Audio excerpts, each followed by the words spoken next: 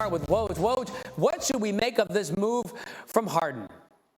Ryan, it's really an attempt by Harden to try to give Philadelphia the tools to go out and improve this Sixers team. It allows them to use their full mid-level exception at $10.5 million, a biannual exception that starts at $4 million, and also make some trades. And so I think for James Harden and the Sixers, you'll see them, they can start talking now at 6 o'clock Eastern. And listen, he's going to be back in Philadelphia. They'll work out the terms of a deal. But what Harden has really talked to the Sixers about was trying to do what he could to allow Daryl Morey and Elton Brand and their front office to go out and surround he and Joel Embiid with the kind of players and the kind of toughness, physical toughness, mental toughness that they felt they lacked in the playoffs last year. They want to address that now in free agency. All right, showing Philly the brotherly love. And, that's all we wanted in Philly. We wanted a Harden who wanted to be there, and maybe he's showing that, Wendy, by doing this. What do you make of this move from Harden? The standard that he had of the last two teams that he was on, let's just say that it wasn't difficult to surpass that. But let's be fair here. He did not have to opt out of this contract. It was in his rights to say, I will make $47 million next year. Russell Westbrook had the same option and said, I will take my $47 million. So Harden willing to do this kind of opens the door to them to replenish the depth that they lost when they traded for him. Remember, they didn't just trade for Ben Simmons.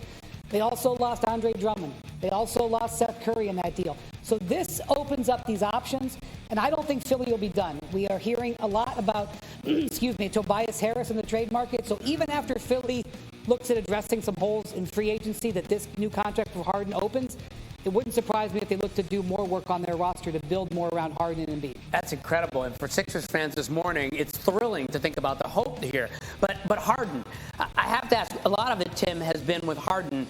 Is he more focused on himself or winning a title? Do you think he's more focused on winning a title than he's been in years past? Well, I don't know if he's more focused or not, but I think when you look at this decision, he had the option to have this money come over a period of years, right? This wasn't James Harden getting a max contract like we've talked about in the past with him. He was going to get a certain amount of money over a certain period of time.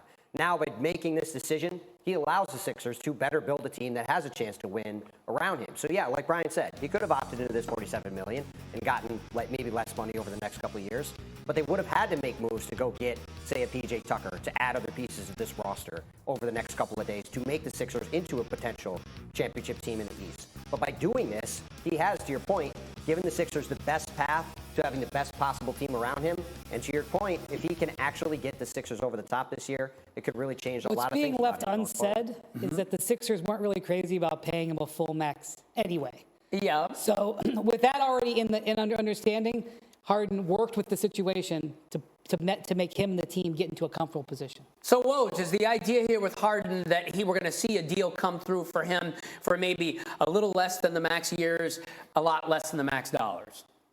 Yeah, listen, it could be significantly less than annually than that 47 he just opted out of. And so they're going to have to figure out how, the years on a deal and obviously the numbers. But listen, James Harden's still going to walk away with a significant contract, a significant commitment from the Sixers. But as he's doing that, again, able to use that $10.5 million mid-level exception, that $4 million biannual, which is really going to open up the doors to some players who can really help the Sixers' depth. Certainly, one player, as Brian mentioned, that they're really targeting at that mid-level exception, PJ Tucker.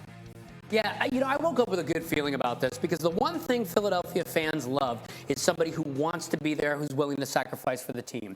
And I think when Harden came, there was this expectation that he would be this top 10 talent. That didn't happen. He was a very different player. And the fear was, Brian, that he would now be selfish and take that money and leave the Sixers in a lurch. He did the exact opposite. And I think for Philly today, there's a feeling of, hey, you know what? This guy not only wants to be here, but he actually wants to win a title here. Right. It's one thing to average 22 points, 10 assists, and 7 rebounds and be felt like you're overpaid.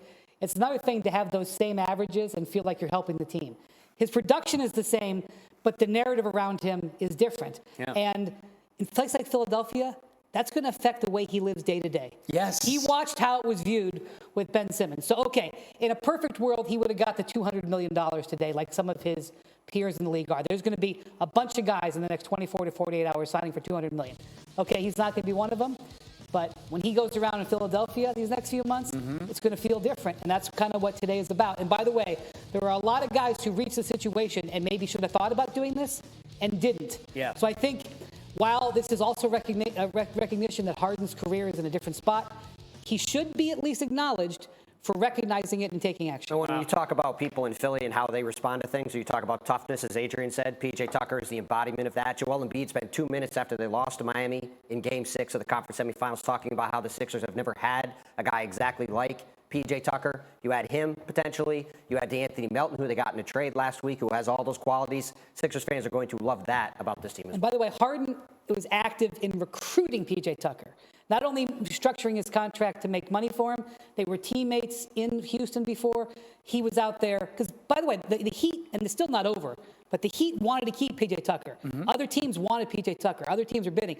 So Harden, not only with his money, but also with recruiting, I think, is helping at this point. I'm loving this. Whoa, give us the final word on Harden. I can't tell you how good I feel this morning. The guy who's reacting exactly how they want to Exactly. Whoa, I'll give you the last word. Yeah, and I think, a part of this is James Harden's relationship with Daryl Morey, the Sixers president. Obviously, they were together in Houston. He was hell-bent on acquiring James Harden. He finally did it prior to the trade deadline. And Tad Brown, who's essentially the CEO in Philadelphia, he was also in Houston with James Harden. So I do think those relationships, and I think the trust level among them has been helpful as James Harden has had to navigate this free agency decision. I can't say I was a Harden fan after the end of the playoffs. I am definitely one now. Okay, Woj, let's go around the league on some other big free agency news stories. What's the latest on Bradley Beal? Yeah, Bradley Beal declined his option yesterday, and now he becomes an unrestricted free agent. All signs point certainly to a return in Washington. He's eligible for a 5-year, $250 million deal. And listen, he has professed his loyalty to that organization, to that community and city.